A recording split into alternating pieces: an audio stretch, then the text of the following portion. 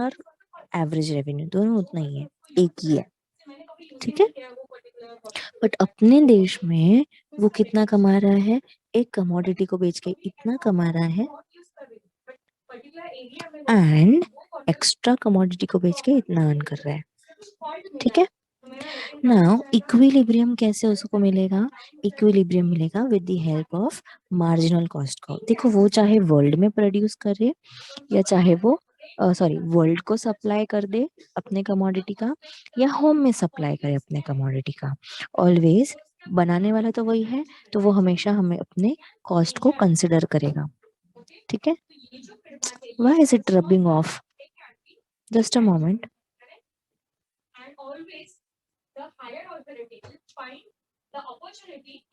Why is it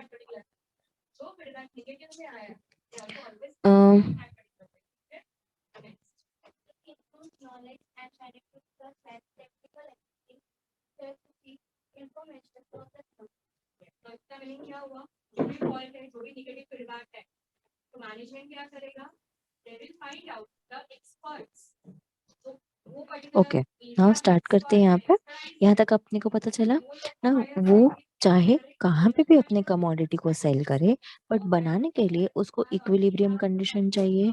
equilibrium condition क्या होनी चाहिए, marginal cost should be equal to marginal revenue and marginal cost curve should cut marginal revenue from below, ठीक है। यहाँ पर इस सिचुएशन में हो रहा है, तो वर्ल्ड मार्केट में ये इक्विलिब्रियम आया है उसका, इसके लिए वर्ल्ड में वो इतना आउटपुट सेल कर रहा है, और होम मार्केट में वो कितना सेल कर रहा है, होम मार्केट में वो कितना सेल कर रहा है, होम मार्केट में भी वो सेम क्वांटिटी सेल कर रहा है। प्राइस क्या है वर्ल्ड मार्केट में, प्राइस है वर्ल्ड मार्केट में इतनी एंड होम मार्केट में है इतनी। क्यों, कैसे पता चला, एवरेज रेवेन्यू, एवरेज रेवेन्यू देखो यहाँ पे टच होता है ये लाइन, एवरेज रेवेन्यू एक कमोडिटी को कितने प्राइस में बेचेगा, इतने प्राइस में बेचेगा, कितना क्वांटिटी बेचेगा, इतना क्वांटिटी बेचेगा, अंडरस्टैंडिंग, अंडरस्टैंडिंग, यस मिस। वापस बोलूं कि नेक्स्ट चैप्टर चालू करें, we are done with this chapter.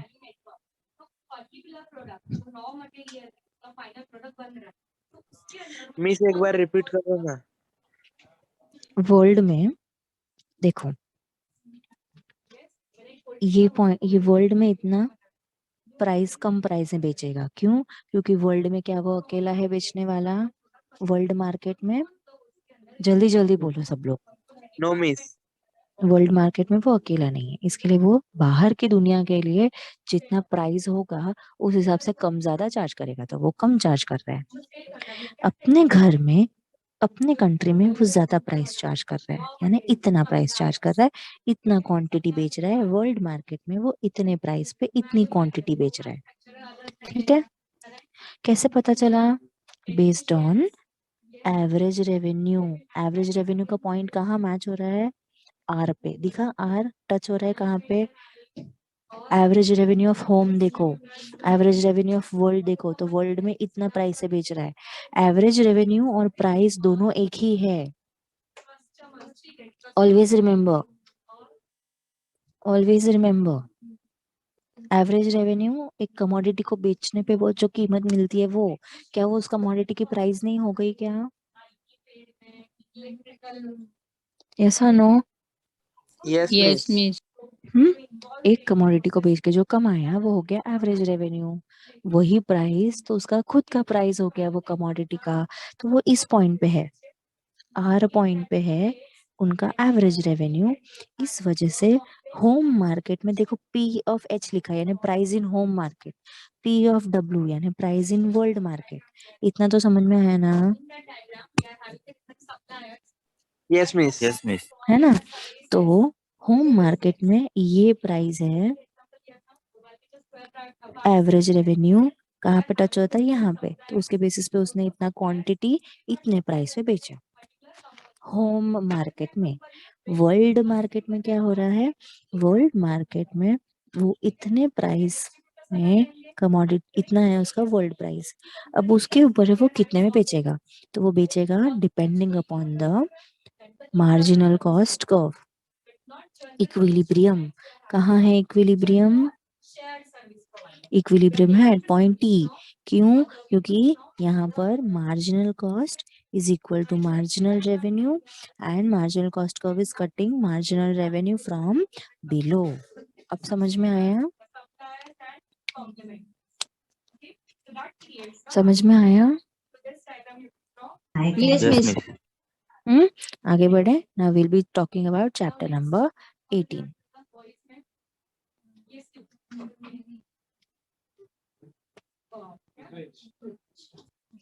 Then chapter number 18। अब भी यहाँ पे हम क्या बात करने वाले? यहाँ पे हम अलग अलग प्राइसिंग की बात करेंगे, अलग अलग प्राइजेस की बात करेंगे। इतना ठीक है ना? इसके पहले वाला चैप्टर आपको समझ में आया? Pricing practices 1। Yes, are you all clear with all the chapter? Yes, miss. Now, ये चैप्टर है उसका सेकेंड पार्ट, यानी थोड़ा सा एक स्टेप ऊपर। ठीक है?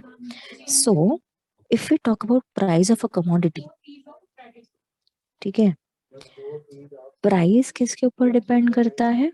कोई भी कमोडिटी का?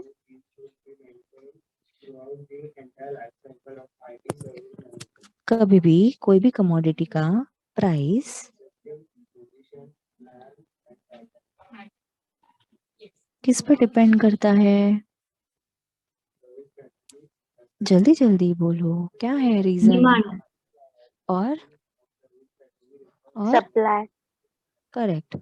जहां पर डिमांड और सप्लाई इक्विलिब्रियम में होंगे वहां पे प्राइस डिटरमाइन होगा हमेशा। हम्म? अभी हमने देखा था वो मोनोपोलिस्टिक फर्म के बारे में देखा था। मोनोपोलिस्ट फर्म के बारे में देखा था, मोनोपोलिस्टिक नहीं। ओके, मेरी गलती हो गई। सो मोनोपोलिस्ट फर्म के बारे में देखा था हमने। ठीक है?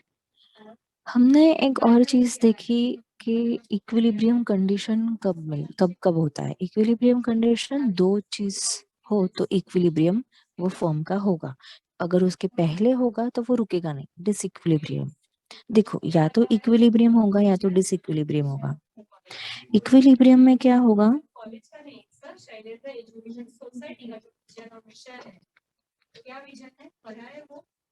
इक्विलिब्रियम यानी इक्वल। एक्स्ट्रा कमोडिटी को बनाने का खर्चा और उससे मिलने वाला पैसा अगर इक्वल है तो हम ना प्रॉफिट में है ना हम लॉस में है। बट जब हम डिसइक्विलिब्रियम में हैं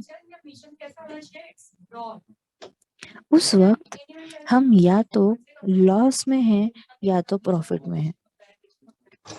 तो प्रॉफिट में है तो हम और प्रोड्यूस करते जाएंगे करते जाएंगे करते जाएंगे करते जाएंगे। यस और Yes. नो? Yes. हम प्रॉफिट में हैं तो हम और करते जाएंगे करते जाएंगे करते जाएंगे, कोई प्रॉब्लम नहीं। पहले ये सिचुएशन होगी प्रॉफिट की, उसके बाद इक्विलिब्रियम पे आएंगे। और अगर इस इक्विलिब्रियम को हम नहीं समझ पाए कि हमें कितना प्रोड्यूस करना है तो हम लॉस पे जा सकते हैं। समझ रहे हो? Yes, पहले miss. हमने अच्छा खासा अर्न किया तो हम और प्रोड्यूस कर रहे थे। क्यों? क्योंकि हम कमा रहे थे, हम वही पैसे प्रॉफिट को यूज कर रहे थे back to produce our goods and services, हमारा आउटपुट ज्यादा बढ़ाने के लिए। करेक्ट ना? देन क्या हुआ? देन हम इक्विलिब्रियम कंडीशन पे आए। इक्विलिब्रियम कंडीशन पे जितना हम एडिशनल कमोडिटी प्रोड्यूस कर रहे हैं उसका खर्चा और जितना हम उसको बेच के अर्न कर रहे हैं उसका रेवेन्यू अच्छा खासा आ रहा था। कोई प्रॉब्लम नहीं। बट इक्विलिब्रियम कंडीशन के बाद ऐसा सिचुएशन हो सकता है जहां पर मार्जिनल कॉस्ट ज्यादा हो as compare to marginal revenue ना। जब भी हमारा खर्चा ज्यादा होगा हमारी कमाई से, is that a good thing to happen to us? No, miss. No, no miss. ना। पहले हमने देखा तभी क्या था, जब भी देखो ऐसा होगा, marginal cost equal marginal revenue, कोई प्रॉब्लम नहीं। Marginal cost less than marginal revenue, कोई प्रॉब्लम नहीं। दोनों डिसइक्विलिब्रियम है, ये भी डिसइक्विलिब्रियम है, ये भी डिसइक्विलिब्रियम है ना। ये भी डिसइक्विलिब्रियम है, ये भी डिसइक्विलिब्रियम है। ये डिसइक्विलिब्रियम रहेगा तो कोई प्रॉब्लम नहीं, हम और प्रोड्यूस करते जाएंगे। बट जब ये डिसइक्विलिब्रियम आया तो हमारे लिए लॉस की सिचुएशन ना हो जाए, इसके लिए इक्विलिब्रियम कंडीशन जानना बहुत ज्यादा जरूरी हो जाता है। ठीक है, तो यहाँ पे प्राइसिंग प्रैक्टिसेस एवरेज कॉस्ट के बेसिस पे है या मार्जिनल कॉस्ट के बेसिस पे है, टोटल कॉस्ट के बेसिस पे, that we are going to understand. First है हमारा मार्जिनल कॉस्ट प्राइसिंग। ठीक है, अब I want you all to take the screenshot of this first. Screenshot लिया? Yes, miss. अब भी वो फोटो के पास जाओ और देखो, मैं बोलते जाऊंगी, आपको वहां पर देखते जाना है क्या हो रहा है। ठीक है, ओके। ये इजी है अंडरस्टैंड करने के लिए, बहुत ज्यादा। ठीक है, बट पहले हम कॉन्सेप्ट अंडरस्टैंड करेंगे। whenever we talk about marginal cost pricing, हम किसकी बात करते हैं? हमारा एवरेज कॉस्ट से ज्यादा हमारा मार्जिनल कॉस्ट है। मार्जिनल कॉस्ट यानी what is happening over here marginal cost pricing में? हम जो अभी मैंने आपको बताया, करेक्ट, ये सारे सिचुएशन, ये तीनों को हम देखेंगे। करेक्ट, ये सिचुएशन को, ये वाला समझा था ना आप लोग को, उसके बेसिस पे ये डायग्राम है। Yes, miss. चलो, सो एक second.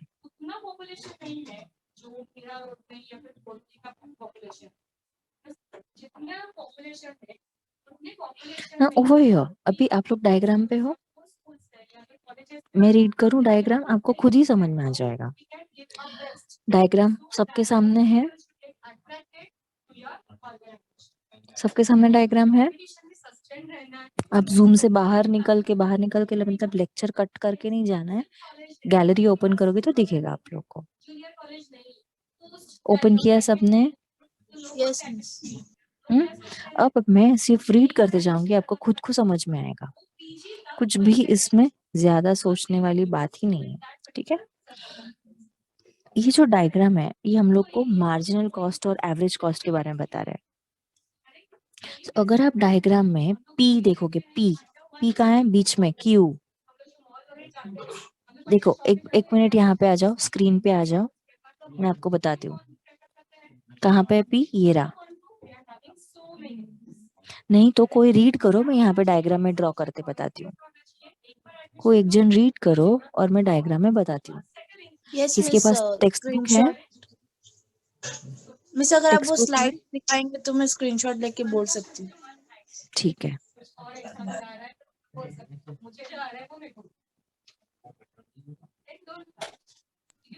Yes, miss. Okay. Miss, from ना starting और नहीं मोनोपोली नहीं, एंड वेट मार्जिन। वेट, पीछे से रुको, वेट वेट वेट। पहले मैं आपको कंडीशन सिचुएशन बताती हूँ, उसके बाद से हमें देख देख के समझ में आ ही जाएगा। ठीक है, हम पढ़ रहे हैं मार्जिनल कॉस्ट प्राइसिंग।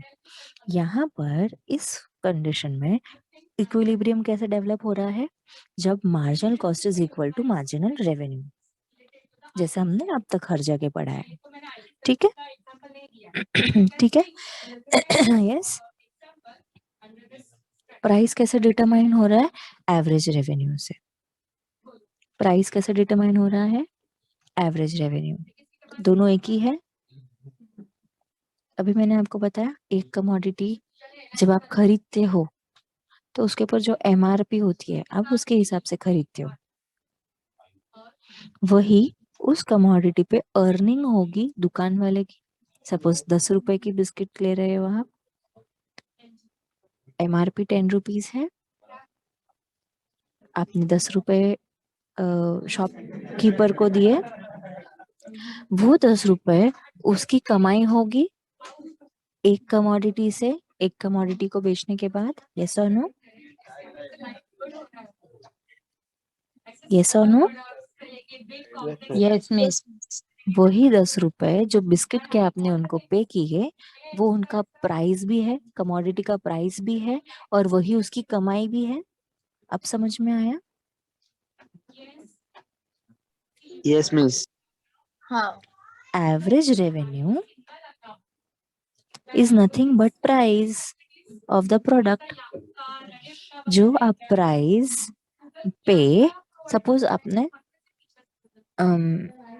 20,000 का फोन खरीदा, तो 20,000 वो फोन का प्राइस है।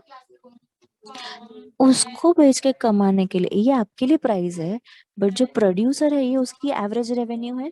यानी एक फोन को सेल करके उसने कितना अर्न किया? 20,000। तो दोनों एक हुए कि नहीं? हम्म? दोनों एक हुए कि नहीं? Yes, miss. नाउ यहाँ पे हम लोग क्या कर रहे हैं, ये देखो, ये रहा हमारा मार्जिनल कॉस्ट कर्व, ये रहा marginal revenue, sorry average cost curve.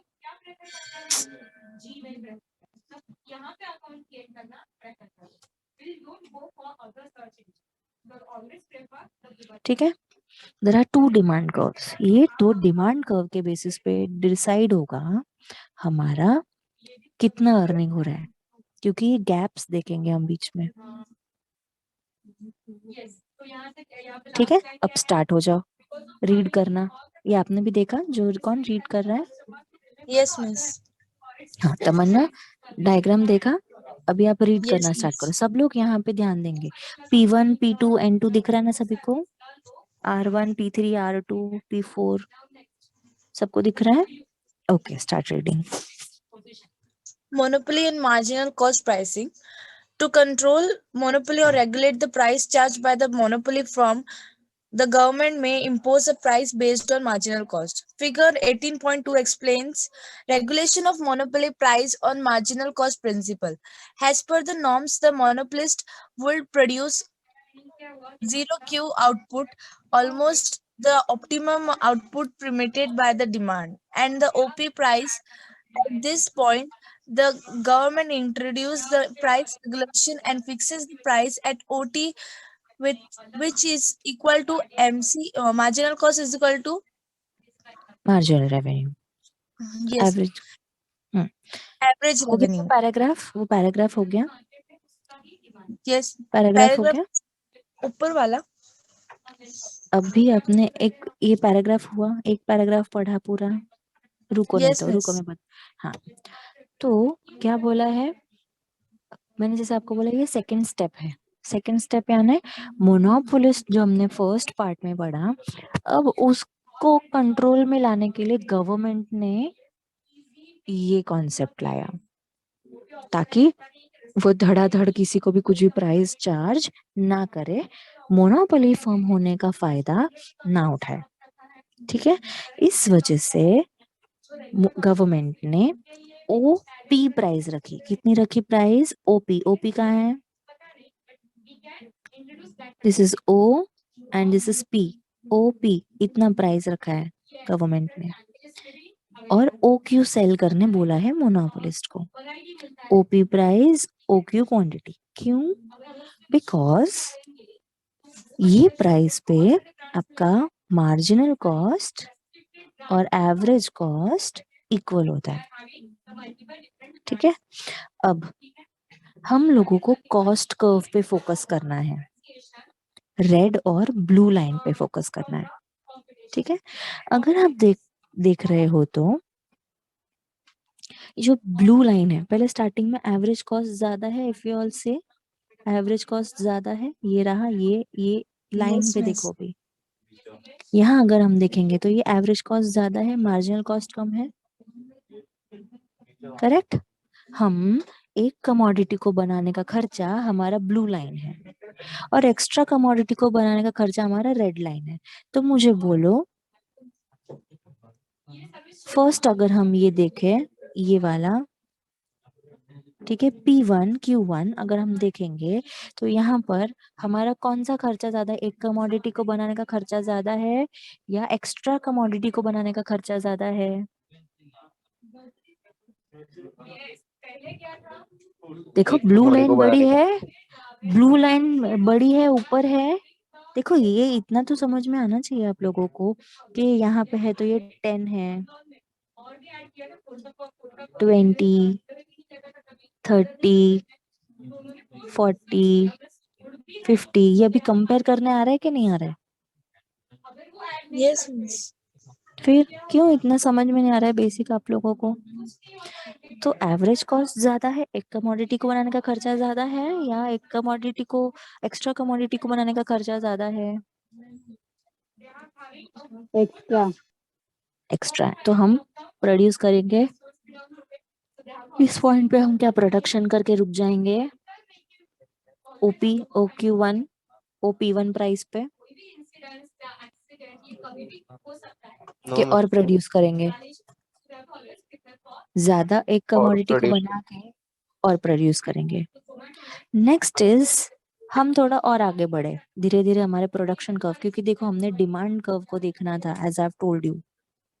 Demand curve को अगर आप यहाँ देखोगे तो फर्स्ट पॉइंट तो यहाँ पे एक P हो गया, सेकंड P2, ये एक पॉइंट पे भी क्या हो रहा है, who is greater than home. अभी ये अगेन आप लोग कंपेयर करो रेड लाइन और ब्लू लाइन को, who is greater than home? Marginal cost is average greater. Cost. Average cost is greater than marginal cost. यानी एक कमोडिटी को प्रोड्यूस करने का खर्चा अभी भी ज्यादा है, एक्स्ट्रा कमोडिटी को बनाएंगे तो हमारा खर्चा कम होगा, बट एक कमोडिटी को बना के छोड़ देंगे तो वो हमें ज्यादा महंगा पड़ेगा। तो हम बनाते जा रहे हैं, बनाते जा रहे हैं। कब तक बनाएंगे? हम बनाएंगे टिल, एक सेकेंड, यहाँ पर क्यों आके रुक गए हम, या यहाँ क्यों रुकना चाहिए? द रीजन इज, इतने प्राइस पे, ये ऑलमोस्ट यही प्राइस है, देखो इधर, ठीक है, इतनी प्राइस पे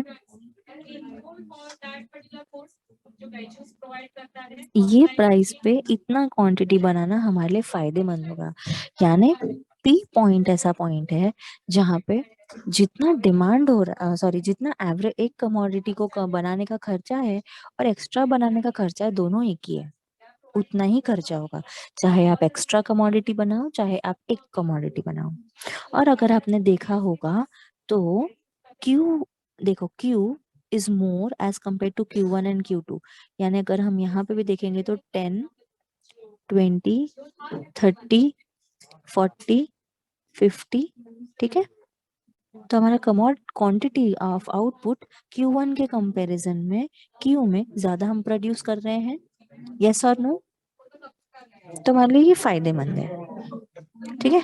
अब अगर हम आगे बढ़ते हैं, यानी अब हम ये demand, I hate this seriously,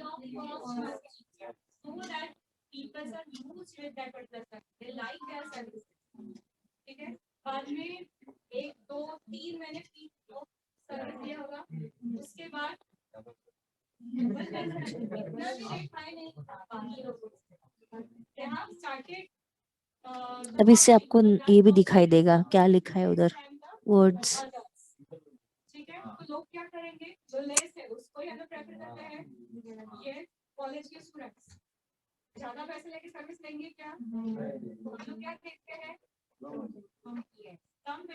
ठीक है, ये भी दिखाई दे रहा है सबका नाम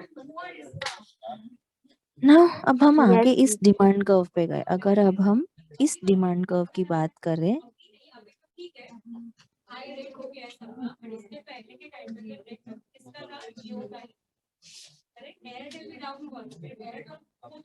तो अगर हम डी पर जाए, डी यानी कौन सा पॉइंट है? It is point P3। यहाँ पर अगर हम देखें तो हमारा कॉस्ट कर्व कौन ज्यादा है? Who is greater than home? Marginal cost is Greater greater than than whom? average cost. Marginal cost is greater than marginal average revenue. Sorry, हमेशा वही बोलने की आदत है ना, इसके लिए वही निकल रहा है, सॉरी। तो यहाँ पर एक्स्ट्रा कमोडिटी को प्रोड्यूस करने का खर्चा हमारा, देखो आउटपुट तो बढ़ रहा है, क्यू से हम Q3 पे आए, बट यहाँ आने पे भी क्या हो रहा है, हमारा खर्चा बढ़ रहा है और हमारी प्राइस P1 के कंपैरिजन में हमारी प्राइस भी बढ़ रही है। ज्यादा प्राइस में ज्यादा आउटपुट प्रोड्यूस करने का कोई मतलब है नहीं, क्योंकि लोग खरीदेंगे क्या? नहीं। तो गवर्नमेंट ने ऑलरेडी कहाँ बोला है? गवर्नमेंट ने बोला है P तक प्रोड्यूस करो। क्यों? क्योंकि दिस इज द रीजन।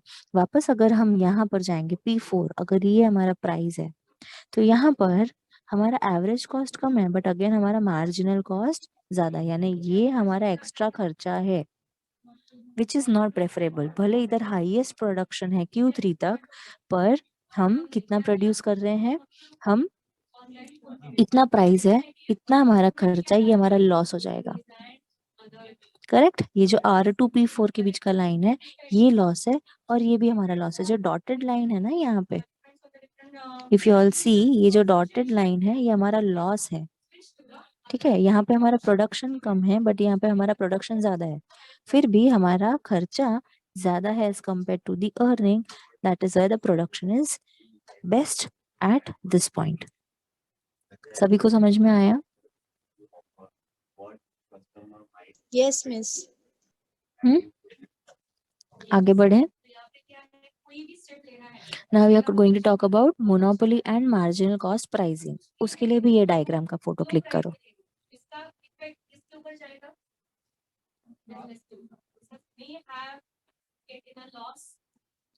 इसका स्क्रीनशॉट क्लिक किया?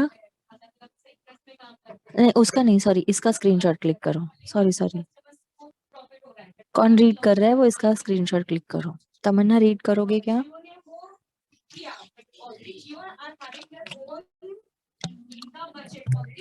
Yes, miss.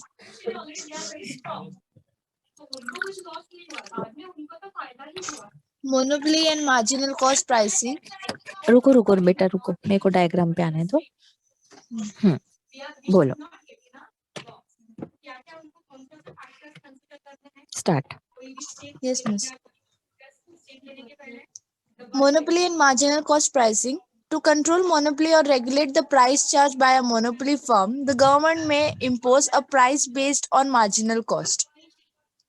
Figure 18.2 explains regulation of monopoly price on marginal cost principle.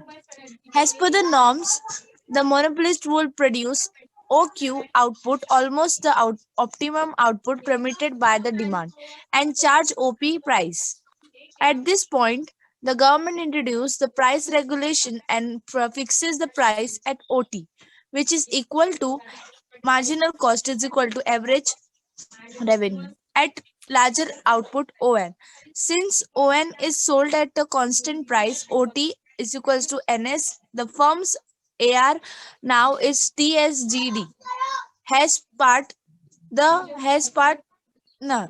AS part of the demand line AR becomes irrelevant as the total output ON is sold at a constant price OT. The operative part of the demand curve is TSD. However, price will not be reduced to less than OT. The relevant MR curve is TSUM with TS part is equal to AR and SU portion becomes discontinuous. Production more than ON and price greater than OT will not be possible as marginal cost is more than marginal revenue and AR beyond ON. It's correct. done. सो यहाँ पे क्या बोला है? Again हमने देखा कि जो monopolist है वो पहले क्या प्राइस चार्ज करेगा? ओपी प्राइस सोचेगा चार्ज करने के लिए। ओपी ज्यादा है ना? अगर ओटी को कंपैरिजन करो तो ओपी ज्यादा है। OP who is more? miss. OP या OT who is more? OP. OP OP price पहले मोनोपोलिस्ट चार्ज कर रहा था और उसके बेसिस पे वो कितना प्रोड्यूस मतलब कितना क्वांटिटी सप्लाई कर रहा था, ओपी प्राइस में वो ओक्यू क्वांटिटी सप्लाई कर रहा था। ठीक है, इतना उसका एवरेज रेवेन्यू था के पॉइंट तक, क्योंकि देखो एवरेज रेवेन्यू यानी ये उसका एक कमोडिटी का ये है प्राइस, तो वो इतने प्राइस में इतनी क्वांटिटी को बेचता था। फिर लाया गवर्नमेंट ने रेगुलेशन, ठीक है। So what are we learning basically, pricing practices और मोनोपोली का मार्जिनल कॉस्ट प्राइसिंग, मार्जिनल यानी एडिशनल कॉस्ट का pricing. So what is happening over here, इधर अगर हम देखेंगे प्राइस और कॉस्ट दोनों मेंशन्ड है। तो पहले वो प्राइस इतना में ये करता था ओपी एंड ओक्यू उसको सप्लाई करता था। गवर्नमेंट ने रेगुलेशन लाया तो उन्होंने क्या किया, उन्होंने प्राइस कम किया कि कोई भी सिचुएशन में आपको ओटी से ज्यादा प्रोड्यूस नहीं करना है ना। उसने प्राइस कम करने के साथ साथ उसने क्वांटिटी बढ़ाई है ओ एन तक। क्यों, because over here if you all see, यहाँ पर ये हमारा मार्जिनल रेवेन्यू कर्व इक्विलिब्रियम कहाँ पे आ रहा है, if you all see the marginal revenue, यहाँ है हमारा इक्विलिब्रियम, ये रहा ओवर हियर। यहाँ पे हमारा एवरेज कॉस्ट है, तो मार्जिनल कॉस्ट के हिसाब से उनकी अर्निंग अभी भी ज्यादा है because there average revenue is over here, average cost is over here. Extra commodity को बनाने का खर्चा इतना है और एक कमोडिटी को बनाने का इनकम इतना है। सो उस हिसाब से जो ये उनको डिफरेंस है, ये जो क्यू एन का, that is nothing but the profit that he is going to get. भले उन्होंने प्राइस कम किया बट यहाँ पर जो क्यू एन का गैप है that becomes the again the additional output with the which the monopolist is going to sell at a lower price. उनको क्या किया, उनको हमेशा यू कैन से रेगुलेशन की वजह से, ठीक है, प्रोडक्शन ज्यादा हुआ और प्राइस कम हो गया। ठीक है, that is the only thing कि रेगुलेशन गवर्नमेंट ने जब तक नहीं बोला था तभी तक प्राइस उन्होंने ज्यादा रखा था और क्वांटिटी कम बेच रहे थे। अब क्या किया, अब उन्होंने गवर्नमेंट के बोलने पर, रेगुलेशन होने पर प्राइस कम हो गया और आउटपुट ज्यादा हुआ। क्यों, द रीजन इज कि यहाँ पर एक कमोडिटी को अगेन अगर आप देखोगे तो के की तरह एस भी है, किस पे है, एवरेज रेवेन्यू, एक कमोडिटी को बेचने पे मिली हुई कमाई, करेक्ट। मार्जिनल रेवेन्यू उनका यहाँ पर आता है, that is over here because यहाँ पे उनका इक्विलिब्रियम कंडीशन भी फुलफिल हो रहा है। ये तो पहले इतना आउटपुट प्रोड्यूस कर रहे थे, अब एडिशनल उनको कितनी अर्निंग हो रही है, इतनी अर्निंग हो रही है। इस वजह से वो एडेड ऑन जो इनकम है, प्राइस कम हुआ एंड क्वांटिटी बढ़ गई। That is what is happening over here. किसी को कोई डाउट है? No, miss. Okay, then I think we have two more topics, एक ये दो मल्टीपल, हाँ ट्रांसफर प्राइसिंग, 3 टॉपिक हमारे बाकी है। ठीक है, ये कंप्लीट कर लेंगे आज। यस, छोटे छोटे ही है, there is nothing difficult in this. Okay, are you all ready with for that? Yes, miss. 3 ही टॉपिक बाकी है, फिर आप लोग आराम से अपना क्रिसमस वेकेशन एंजॉय कर सकते हो कि आपका पोर्शन हो गया है, आप पढ़ाई स्टार्ट कर सकते हो। ठीक है, क्योंकि कॉलेज खुलते ही आपकी एग्जाम्स शुरू होने की टाइम टेबल आ जाएगा आपको छुट्टी के टाइम पे ही। सो आपका पोर्शन कंप्लीट रहेगा, तो आपको जो चैप्टर इजी लगता है आप उस चूज करके पढ़ाई कर सकते हो। Now next one is the product inter relationship. Now कभी भी whenever we talk about product, the each and every product are somewhere or the other interrelated। ठीक है, जैसे रिफाइनिंग अगर हम क्रूड ऑयल की बात करते हैं तो उसमें अलग अलग कॉस्ट होता है, अलग अलग उनके प्रपोर्शन होता है। जैसे अगर हमें क्रूड ऑयल यानी जो तेल निकलता है, तेल in the sense petrol diesel, तो यहाँ पर हर एक का सप्लाई और उसका बाई प्रोडक्ट यानी एक जो ऑयल निकला उसको थोड़ा हमने क्लीन किया तो हमें पेट्रोल मिलेगा, थोड़ा और कचरे वाला होगा वो डीजल होगा. सो द थिंग इज हर एक का प्रोसेसिंग अलग होता है. Correct. And that depends upon the demand for the other good. अगर पेट्रोल का डिमांड ज्यादा है तो हम प्रोसेसिंग कम करेंगे for making the product of diesel. So that is the reason why यहाँ पर अगर कभी भी कोई भी कमोडिटी का प्रोड्यूसर को अगर ऑप्टिमल प्राइस डिसाइड करना है या ऑप्टिमल आउटपुट डिसाइड करना है तो उसको हमेशा marginal effect, cross marginal effect को ध्यान देना होगा. This is just the concept, you don't have to worry about it. Then next is transfer pricing. यहाँ पे प्रोडक्शन एंड प्राइस भी है. Now what is production and price? Production is related to price. How? Because whenever we combine all the revenue earned by the producer, he is going to consider the price which is giving him more return. So suppose अगर एक producer है वो 3 चीजों को बना रहा है, ठीक है. सपोज उसने बेकरी वाला है वो, तो अगर वो मैदा बना रहा है, मैदे का चीज बना रहा है, बिस्किट्स, तो वो उससे नान खटाई बना सकता है, वो उससे केक बना सकता है मैदे का, वो उससे कुछ खारी बना सकता है, राइट. सो व्हेनेवर जो उसका टोटल प्रोडक्शन होगा वो कॉस्ट के बेसिस पे होगा और उसका रेवेन्यू किस में डिवाइड होगा? 3 चीजों में डिवाइड होगा. क्यों? क्योंकि वो एक कमोडिटी से 3 चीजों को बना रहा है, राइट. सपोज जैसे मैंने आपको बोला एक बिस्किट है, बेसिक वही है मैदा, उसका रॉ मटेरियल जो है मैदा, he is making biscuit out of it, he is making khari out of it, and he is making nankhatai out of it, a different kind of, या कुकीज बना रहा है उसका. सो अल्टीमेटली जो भी उसका टोटल अर्निंग होगा, ठीक है, वो किससे आएगा? बिस्किट से अर्न किया हुआ रुपीस, जितना भी उसने बिस्किट को बेचा वो उसका रेवेन्यू होगा. फिर उसने खारी बनाई तो उससे उसकी जो इनकम हुई वो उसका इनकम ऐड करेगा. एंड सपोज कुकीज बनाई तो कुकीज से जो इनकम अर्न हुई उसने उसको भी ऐड की ना. ये तीनों मिलके उसका क्या होगा? Total revenue. अंडरस्टूड? जो भी जितने भी बाय प्रोडक्ट होंगे, ठीक है. नाउ अगर इसके पहले वाला कॉन्सेप्ट अगर आपको नहीं समझा है ये वाला, तो उसमें हम ऐसे बता सकते हैं कि वही जो बेकरी वाला पर्सन है वो बिस्किट बना रहा है, खारी बना रहा है, कुकीज बना रहा है, तो सपोज उसको कुकीज में अगर उसकी इनकम ज्यादा हो रही है, he is earning more, yeah, you can say marginal revenue from C is more as compared to marginal revenue of B and marginal revenue of A. ये कम कमा रहा है, इसमें कम कमा रहा है, बट कुकीज बेच के उसको ज्यादा कमाई हो रही है. तो वो क्या करेगा?